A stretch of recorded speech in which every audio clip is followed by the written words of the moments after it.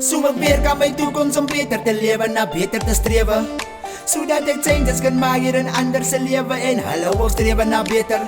Want almal verdien net die beste en beter, maar mense neem soms verkeerde besluite en dit bepaal dan jou lewe, hoe jy dan gaan lewe vir ewig. Maar weet net die pyn is nie lankie, hoe langer is het en dit wag vir die pyn om te verdwyn, dan bou jy meer pyn. So let go en dan sien jy hoe sekere pyn ek verdwyn. Benader die Vader want hy ken jou pyn, hy kan jou change soos wat hy water gechange na wyn.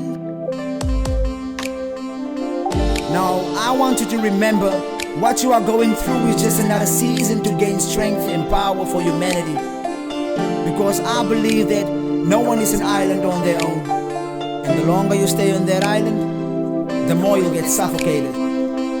Ek weet dat die lewe is nie easy nie, ek bly humble want ek is nie greedy nie. Ek compare nie myself nog met ander nie, ek is uniek en daar's niemand wat my kan verander nie.